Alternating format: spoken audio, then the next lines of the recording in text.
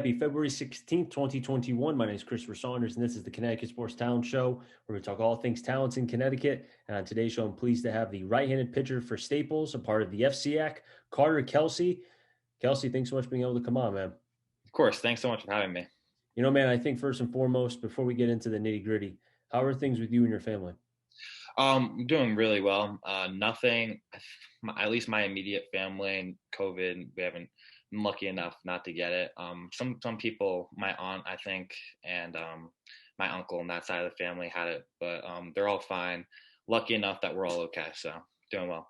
Well, hopefully the rest of your family and yourself continue to have that healthy streak and nobody Mhm. gets sick. Yeah. Thanks. You too, Chris. No Mhm. problem. I appreciate that. Now let's get down to why I have you on here. You command to go to Seton Hall. We'll get into that later on. You're a right-handed pitcher. I mean, you've got the name for a right-handed pitcher, Carter Kelsey. I mean, come on. There's some guys who you hear the name and you're like, oh, that dude's definitely a insert position. So when I heard your name, before I even looked at, exactly who you were, I was like, oh, he has to be a pitcher. And good, God forbid, you were a pitcher. Who would have thought? Mhm. But, you know, kind of take me into your youth as far as growing up. Were you always a pitcher? Did you play other positions? What was it like? I did play a lot of other positions. I started playing baseball. I mean, going way back when I was about 4 or 5 years old. Went to a first baseball game with my dad and my grandfather, and something clicked, and I knew that baseball was going to be the sport for me. And I started with worked all my way up t-ball to front toss to then us actually pitching. But um, my main, I mean, right now I'm a PO. I'm just a pitcher only. But my main position's kind of going through little league and going travel ball. I'd say I played all around the field. I mean, I was a catcher at one point, and then I played a lot of first base. I'm a 6'4", pretty big. I'm nice target to throw to at first base. Played a little third and some outfield. So that was kind of little league travel ball. And then once I got to high school, I kind of stayed put as a pitcher because I remember my freshman year, I kind of had an opportunity to play JV, which is the level above freshman. And if I had chose that, then I would have not really hit much because my pitching level was kind of advanced. So I kind of chose that route of not kind of giving up on hitting a little bit and just kind of sticking with pitching and being able to play at a higher level. As you were growing up from T-ball all the way, through the first couple of years once you got onto the big field, how, because you're 6'4", God bless you. I wish I was above 6 foot. I'm 5'11", so I hate you for that. But when did you, how tall were you when you were at T-ball and then growing up? I was always a big kid. I was 10.8 pounds when I was born. I was the big boy when I was born. And I was always, I was always the line leader in elementary school, always the tallest guy. I'm naturally tall. And it's funny because I do not know a blood relative that's above 6 feet. So I am blessed to be at this height. So I've always been tall, and that's kind of my natural position has always been first base when I hit. Um, and yeah, I was, kind of always like that 4 or 5 hitter who had some power, but would strike out a good amount, but would also, when I made contact, it'd go far. So, yeah, I've always been tall. I've never, didn't really have like a 2 year period where I grew a lot, but yeah, I've always been that, taller player. As you were growing up, did you, obviously when you're young, you're trying to find yourself both mentally and physically. But as far as a baseball player is concerned, I hear this from basketball players when they have a big growth spurt, they try to grow into their body. They have the knee, the growing knee pains. They're trying to figure out, their body coordination. For you, were you trying to do that same thing as you continue to grow? A little bit, yeah. It kind of, for me, it's been more recently because as I've, gotten high school, I've gotten stronger. I've been, lifting a lot. And I usually, go through those periods when I'm in my off season, not throwing that much. So once I start up throwing, I'm bigger. So it's kind of an adjustment period to kind of with my mechanics wise, because it just feels weird, honestly. But yeah, there's definitely always an adjustment period for me at the beginning of off season. Even even when I was younger, just because I always would take time off in the fall. And whenever when I would start throwing up again, it'd feel a little awkward, I'd say, but I got used to it kind of quickly. So I definitely say though that there were times where, I guess my height and me growing would that also played a factor in kind of having to get adjusted earlier in the season and preseason. Tell me about your journey to the mound because I've had a couple players on. I have one player in particular from Norwalk who is now going to Siena, and his first opportunity was at a young age. He was just thrown in, bases loaded, struck out the side, and from there on, it kind of just clicked. He got the confidence, and he's like, you know what? Maybe this pitching thing could work for me. For you, what is your journey to the bump? Um, I was always the kid, I'd say honestly, till through like ninth grade, eighth grade, I was always the kid who threw really hard. There wasn't always strikes.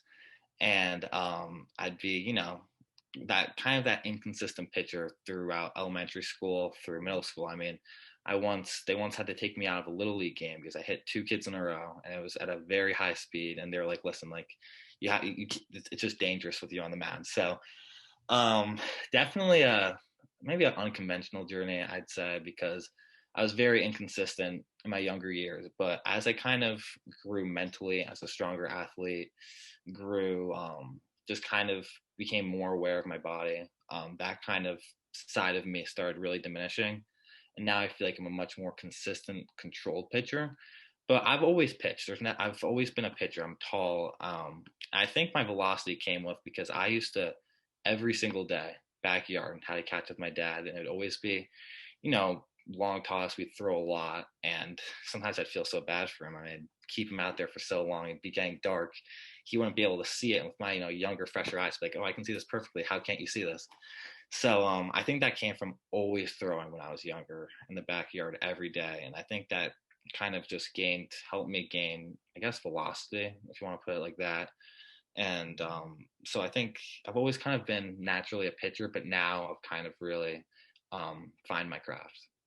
It sounds like your dad has really played a big factor and a big part into you, developing as a pitcher. And I know, again, I was a pitcher going all the way through college, and I had a lot of help from various people, and those are people I'll never forget. I mean, you think about, my professor in college told me about the ladder effect. Every climb, every step that you take, you got to make sure, well, someone helped you get to that point, someone helped bring you through that. And it sounds like your dad was one of those steps, one of those people to kind of bring you up that next step.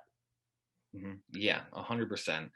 And the one thing about my dad that just is very comforting for me is he was never the dad that get on me after a bad game. He would never, get, all up, have to talk to the coach about something. He'd always lay back and just kind of just watch the game. And, it was very comforting for me because I'd sometimes just see these dads just yelling at their kids. And I'm just like, like, it's not like we're trying to strike out. It's not like we're trying to make an error. Like, so, yeah, he loves throwing also. He's not, yeah, we threw a lot, and yeah, he's definitely a big influence. He'd always make me, he never would, put me down, I feel like, which was definitely helped me a lot and would always kind of give me comfort, make me feel confident, which it's definitely a good thing to have for him. Would you say that because of him being as calm as he was as you were growing up, and even as you entered Staples, that maybe you played with more of a calm demeanor, more of that poker face? Because, like you said, players whose parents, dad, whoever was on them, maybe they were more tense because they felt like they had to be perfect every time they were on the mound or in the batter's box or playing defense at a position. For you, it's like, it's another game. If I do bad, you know what? Maybe my dad will make a joke about it, but you know what? I live to fight another day. Um, yes, I put a lot of pressure on myself, and I still do. I mean, I really expect a lot out of myself. So I do, feel, if I don't do well, I'm not particularly happy. But I think with his kind of like calm demeanor, it definitely makes me feel more comfortable. The car rides home are less, less, I guess, upsetting, less kind of sad. So he definitely helps if I don't pitch well or if I don't play well. So yeah, it's definitely helpful. But obviously, I'm not going to be jumping for joy if, I give up 5 runs in the first inning with him. But yeah, it definitely helps. As you entered Staples, I'm sure you knew about the FCAC and how much, potential and talent has come through Staples baseball program, and there's been a lot. So when you entered the program, what was your first thought? Well, we were defending state champions when I entered the program. We had, I know Kasparius went to UNC, now he's at UConn. We had a lot of good players, and it was definitely overwhelming because I remember I was kind of thrown in the fire. Our first scrimmage, I was a freshman, and coming off state championship, a lot of people were watching us. I pitched like the fourth inning as a freshman in the first scrimmage, and I cannot tell you. I mean, just thinking about it makes me nervous. I was shivering. I cannot even explain that moment. And we had and I pitched, and I did all right. I don't think I pitched that great, but there's a lot of nerves. But the one thing did take away from that was he was a junior at that time, and then he was a senior captain, Harry Azadian. He after the game was just, I remember he was talking to me, comforting me. I mean, he was a starter the year before on the championship team. He played in the Little League World Series, so he definitely has experience kind of on the big stage. And I just remember he was very comforting. He was kind of just letting me know that I looked good, and just I can't word by word, I can't remember exactly what he said. It was so long ago, but I just remember that after talking with him, I kind of just felt more confident and kind of less of that nervous feeling. Do you think because he said something, as comforting as he did in a time where, you're young, like you said, you were, I understand it's a scrimmage, but still coming off a state championship the previous year before you got there and just all the expectations and, you're a freshman, you don't know what to expect. You are very, someone could tell you something and it can go one of two ways. And do you think because of what he said to you at that moment, it kind of helped you maybe through your freshman year, I guess is probably the best way to go. Yeah, I think so. I think being able to just kind of have, I think I felt more comfortable, less nerves going into the season. I played that whole year on JV. And I remember my first few starts, weren't that good. I'd say my first 3 or 2 starts weren't that good. And I was just kind of down on myself. But, with his words, and also, there's other people that definitely, kind of provoked some confidence in me. Definitely kind of helped me get through that stretch. And after those 3 starts, I pitched actually really well the rest of the season. So definitely, yeah, him talking to me, and also wasn't just him. Chad Knight was a captain, junior and senior captain. You probably know Chad Duke catcher. He is as good as it gets. Also, he was crucial, I'd say, for me. I mean, he was such a good leader, such a good example to follow by. So him and just so many other older guys who've been there, done that. That's just really helped me and kind of helped me get through high school baseball, make me feel like a confident pitcher, a confident player. Yeah, Chen Knight's pretty good. I mean, I heard about him when he was 13, so yeah, Yeah, yeah, yeah, yeah. Yeah, committed to Duke as a freshman. I mean, I'm not exactly sure, but he was incredible to watch. God bless Incredible. a kid like that. Must have been fun to be able to watch him play, man. I watched him. Chad Knight he was as perfect as a player could possibly get. I mean, he just crushed the ball when he was pitching. It looked like he wasn't even putting any effort into it. And the state semifinal, state championship, he was just cruising. There was no emotion. He was just mowing down the lineup, and hitting wise, just swing was dangerous. I remember I saw him hit a ball at Brian McMahon High School, or it wasn't at the high school, but it was at their home field. He hit a ball 480 feet, and I just lost the ball, and because they measured it after. And when the ball was off the bat, it looked like I was at a professional baseball game watching, Aaron Judge hit a 400, watching Aaron Judge crush a ball. I remember that moment. It was crazy, but watching Chad was something else.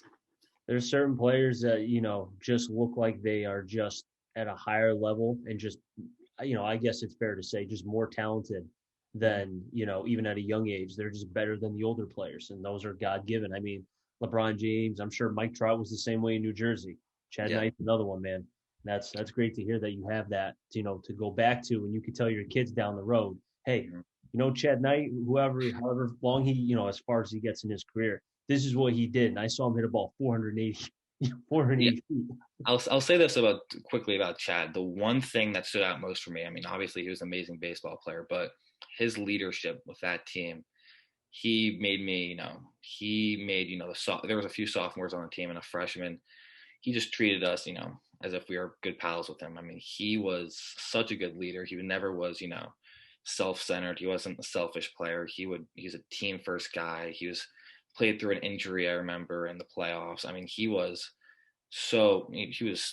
an amazing leader, and definitely some of his leadership skills I'm going to try to take away for me personally and put into this year as a captain, and obviously take the Seton Hall at the next level. That's rare to find a player like that. And when there is, you need to make sure that you get as much information as a young player as you can, you know? Yeah. And speaking of that, as you were going through the end of your freshman year, sophomore year, did you feel like that you were becoming more of a complete pitcher as far as the repertoire? Because as you alluded to when you were younger, you were the wild thing, you could strike out 10, you could walk 10. Mhm. When did you feel like as a pitcher, the game was starting to slow down for you? It's a great question. I'd say I'd say my sophomore year. I probably freshman year I was I played really well in the summer season. I didn't pitch it great. I kind of had that wild spurst.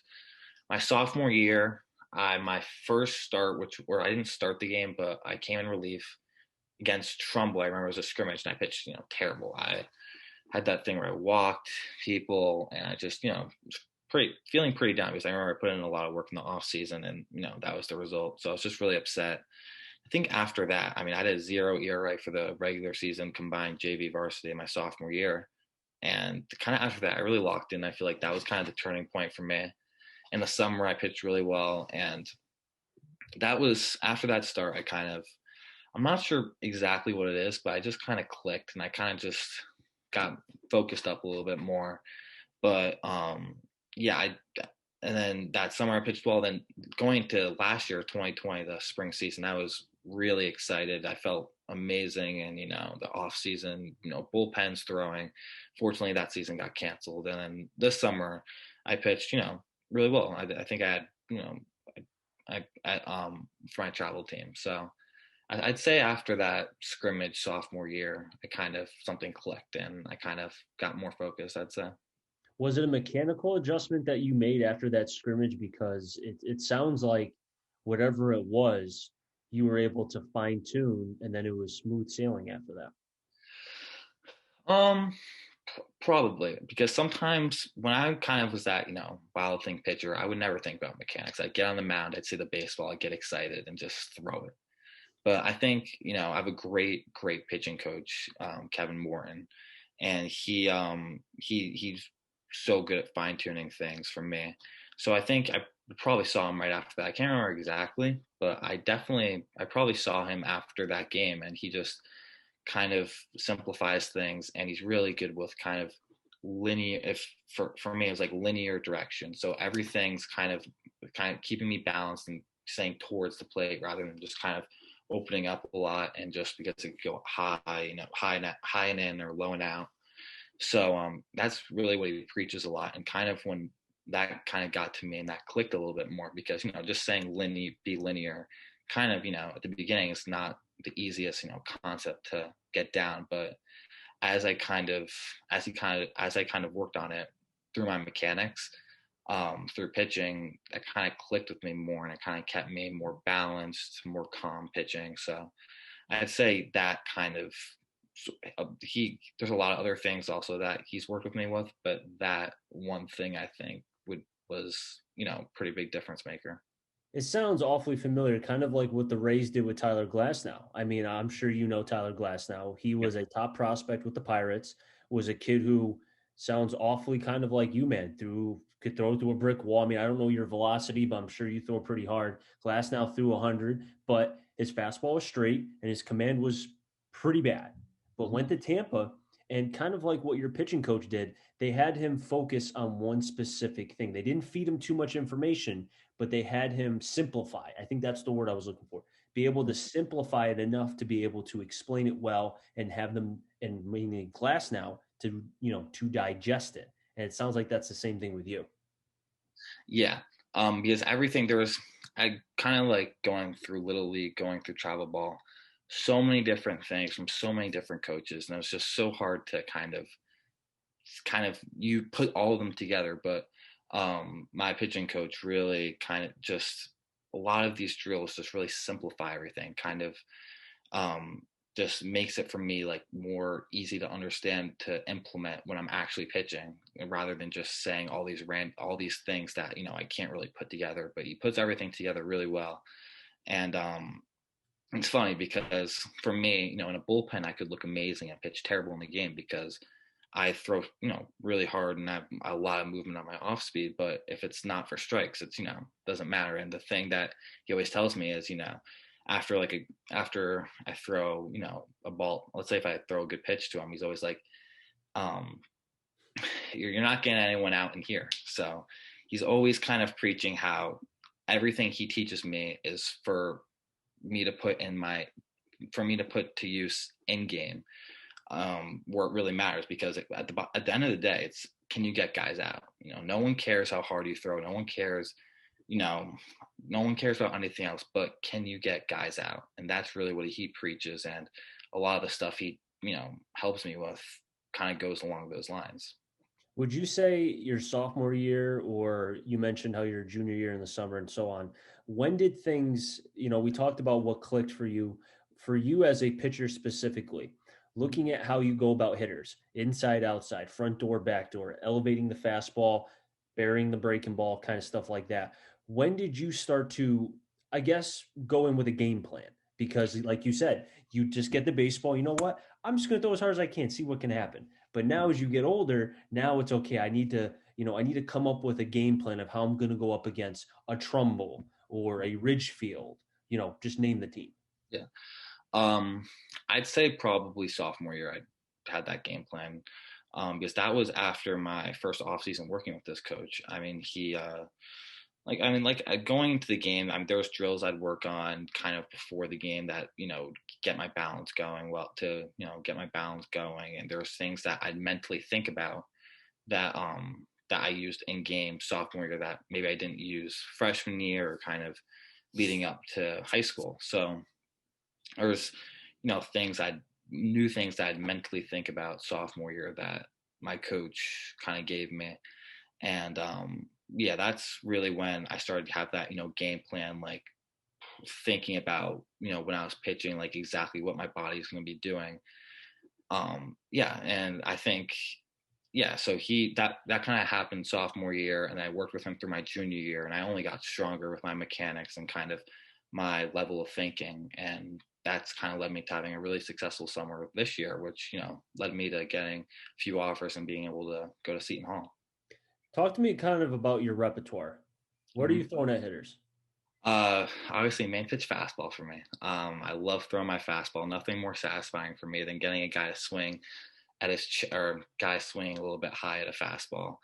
And then I've refined it, the past few years, but I'm sticking to the slider. I kind of throw a pretty hard slider, and I can take some velocity off if I want to. I have pretty good control of that. So, but overall, it's kind of a hard slider that bites at the court right before it gets to the catcher. So it kind of, for me, what's really helpful for me is my fastball and slider look pretty similar out of the hand, but it's just because my slider, I have a hard slider, but it kind of breaks last second, which is helpful for me. And I have my changeup that's been on and off, but I've been definitely refining it, working on it, and I think this year it'll definitely be an effective pitch for me, where it hasn't been super effective. It's been kind of on and off in the past. So those are kind of my three main pitches. I like to keep it simple. And if, at Seton Hall, or if it comes about in the summer, if I need to add another pitch, I'm open to that. And I think that, we'll see where that goes. But right now I'm a three pitch pitcher, two main pitches and a changeup if I need it. And, and we'll see kind of where that goes, because for me, my fastball has always been, so good that it's, I haven't really, I mean, I've obviously needed my slider, but I haven't really needed that changeup that much. But, as I go to the college level, play in the Big East, that, having 3 pitches is huge. So I'm sure that changeup is going to become a much more bigger pitch for me as I get to the college level. But for now, I'd say fastball, slider, main pitches, and then that changeup I can throw if needed. And with you going to college, I mean, obviously it's going to be the game is going to speed up a little bit. The hitters are going to be better. And I think just listening to your path as far as a pitcher, and it sounds like you started from square one, not knowing where the ball was going to go, and now having an idea. I feel like you could correct me if I'm wrong, Carter here. Carter here. I think the next step is going to be, as far as you as a pitcher, the tunneling effect. I know you mentioned about your fastball and slider, you being able to take a little bit off. I feel like being able to know when to add, when to subtract, reading hitters, and then the big word with analytics, the tunneling aspect, making sure your fastball and slider and even your changeup look like they're coming at the same path, and then at the last 3 feet, dart this way, dart down. I feel like that's going to be your next step as a 6'4" pitcher who, mind you, when you release the baseball, it's already 3 feet, 4 feet closer because of your length. And now it's really getting on hitters. Yeah, and bottom line, the college level, the hitters are smarter. I mean, here, I'll face, maybe half the lineup is kids that could play in college. The other half are just kids that are naturally athletic. So, but in college level, playing in the Big East, there's going to be it's legit, to put it simply. And these guys are smart, so I'm sure I'm going to have a ton of help from my pitching coach, Coach Pinkman, when I get to Seton Hall in September. But yeah, absolutely, there's going to be there's going to be taking that next big step. I mean, right now, at least at the high school level, it's kind of just about hitting your spots, throwing strikes, and just kind of getting guys out. But at the college level, you're really going to need to add more steps to that process, do more, I guess, watch more film, be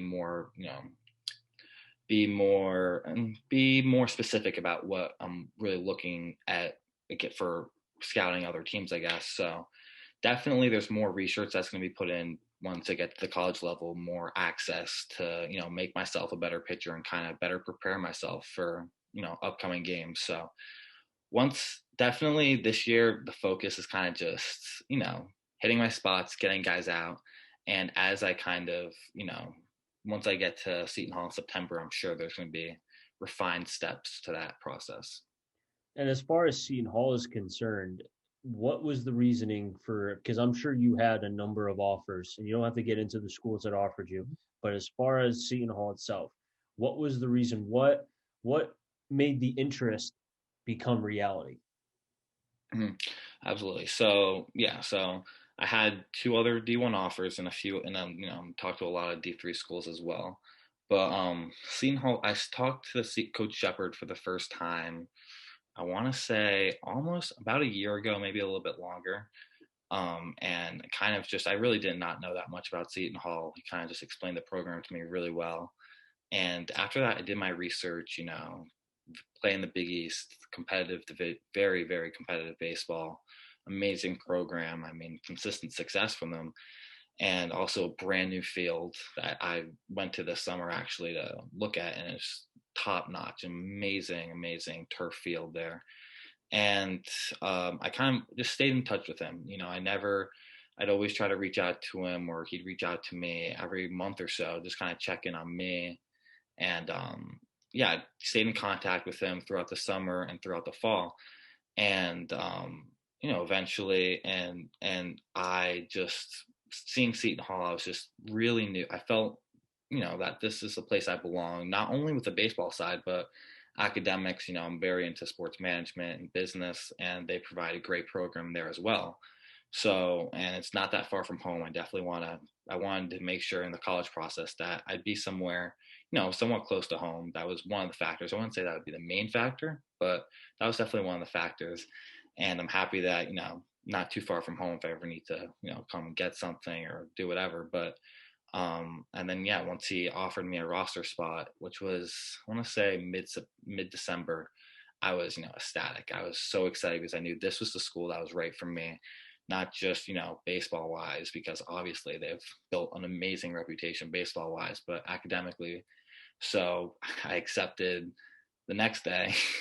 And I was just super excited. My family, my friends were all so excited for me because they knew that this was a school that I really liked and a school that, I thought that fit me really well.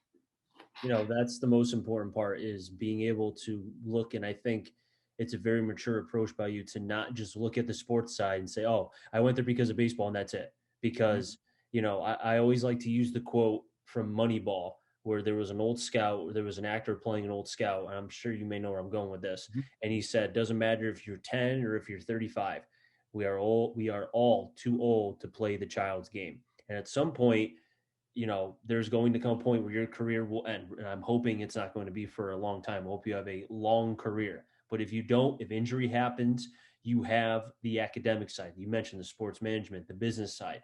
There is another door to go if baseball is not something that can take you to that end result, that promised land.